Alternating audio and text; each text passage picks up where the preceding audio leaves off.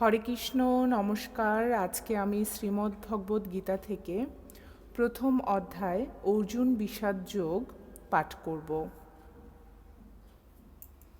ধৃতরাষ্ট্র বলিলেন, হে সঞ্জয়, দুর্যোধনাদি মম পুত্রগণ এবং যুধিষ্ঠিরাদি পাণ্ডুপুত্রগণ ধর্মক্ষেত্রে কুরুক্ষেত্রে যুদ্ধের জন্য মিলিত হইয়া কি করিল?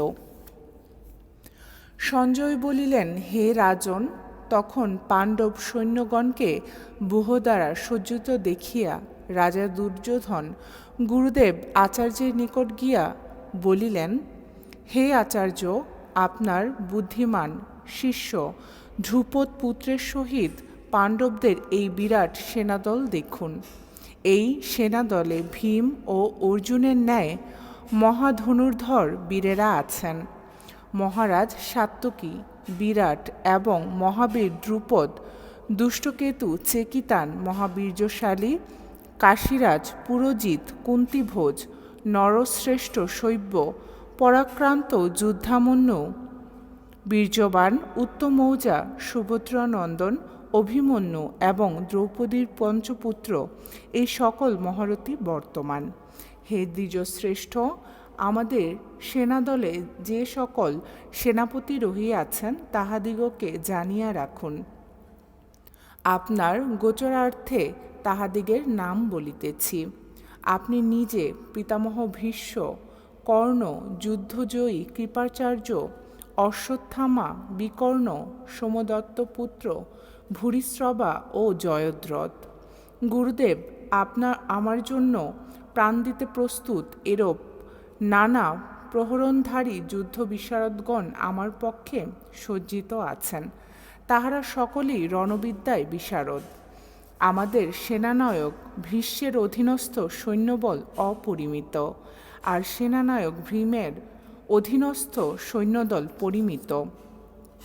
আপনারা নিজ নিজ ভাগ মতো যুদ্ধক্ষেত্রে থাকিয়া পিতামহ ভীষ্মকে সাহায্য করুন। আনন্দবর্ধন করিয়া মহাবীর পিতামহ ভীষ্ম সিংহনাদ করিয়া উচ্চস্বরে শঙ্খ বাজাইলেন। তাহার পর শঙ্খ, ভেরী, ডাক, মৃদঙ্গ, রণশিঙ্গা প্রভৃতি বাদ্যযন্ত্র মহারোলে বাজিয়া উঠিল। সেই তুমুল শব্দে আকাশ বাতাস ভরিয়া উঠিল। তাহার পর শ্বেত অশ্বত্থযুক্ত মহারথে বসিয়া শ্রীকৃষ্ণ ও অর্জুন দুইটি দিব্য শঙ্খ বাজাইলেন। শ্রীকৃষ্ণ পাঞ্চজন্য নামক শঙ্খ, অর্জুন দেবদত্ত শঙ্খ এবং ভীম পৌণ্ড্র নামক মহাশঙ্খটি বাজাইলেন। কুন্তী পুত্র রাজা যুধিষ্ঠির অনন্ত বিজয় শঙ্খ, নকুল সুঘোষ এবং সহদেব মণিপুষ্পক নামক শঙ্খ বাজাইলেন।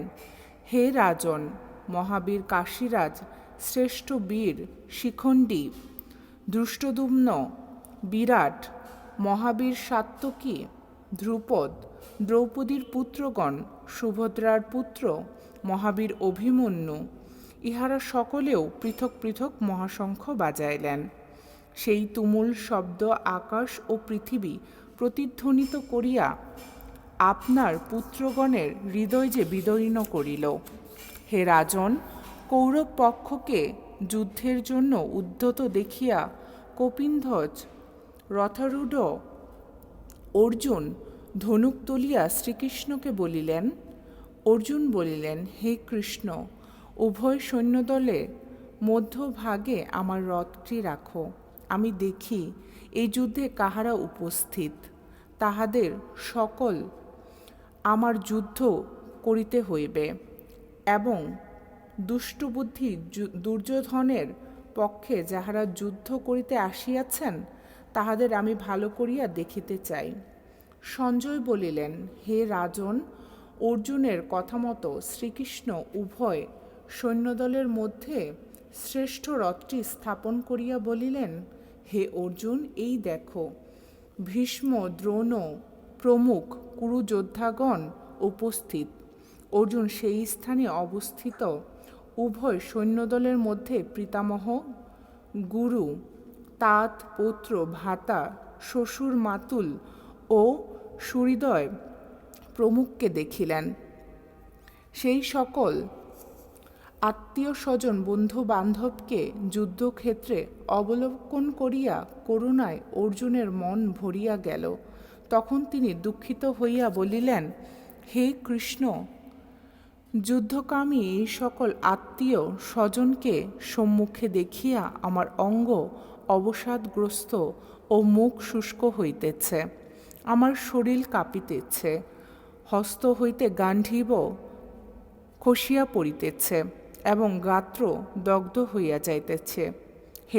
হে কৃষ্ণ, আমি রথে অবস্থান করিতে অক্ষম, আমাতে মন অত্যন্ত অস্থির, আমি নানা প্রকার অশুভ লক্ষণ দেখিতে পাইতেছি।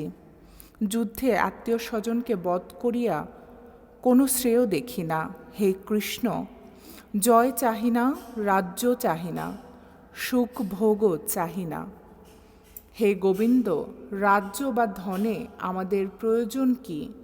যাহাদের জন্য রাজ্য ভোগ এবং সুখ কামনা করি, সেই গুরু, পিতামহ, পিতৃব্য, মাতুলাদি ইহারা সবাই ধন ও প্রাণের মায়া ছাড়িয়া যুদ্ধে উদ্ধত হইয়াছে।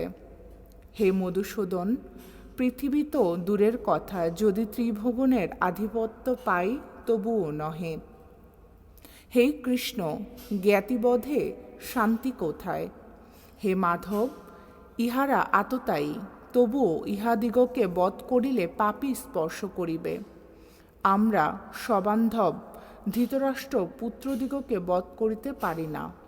আত্মীয় বধে আমার কি রূপে সুখ হইবে? হে জনার্দন, লোভে ইহারা বুদ্ধিশূন্য হইয়া কুলক্ষয়ে ও মিত্রদোহে যে পাপ হয় তাহা জানে না। কুলক্ষয়ে কি দোষ হয় আমরা তাহা জানিয়াও কেন যুদ্ধ হইতে বিরত হইব না? কুলক্ষয় হইলে সনাতন কুলধর্ম নষ্ট হয়, ধর্ম নষ্ট হইলে অধর্ম সমস্ত কুলকেই দূষিত করিয়া থাকে। হে কৃষ্ণ, অধমের প্রাদুর্ভাবে কুলস্ত্রীগণ ভ্রষ্টা হয়, ভ্রষ্টা স্ত্রীগণ হইতে বর্ণসংকর জন্মগ্রহণ করে, বর্ণসংকর হইলে কুলের নরক ভোগ হয়, আর তাহাদের পুত্র পুরুষগণের জলপিণ্ড লোপ পাওয়ায় নরকে পতিত হয়। কুলগ্নকারীদের বর্ণসংকর দোষের সনাতন জাতিধর্ম ও কুলধর্ম সব নষ্ট হয়। হে জনার্দন, আমি শুনিয়াছি যে যাহাদের কুলধর্ম নষ্ট হয় তাহাদের নিশ্চয় নরকে বাস করিতে হয়। হায়, আমরা কি গুরুতর মহাপাপ করিতে উদ্ধত হইয়াছি!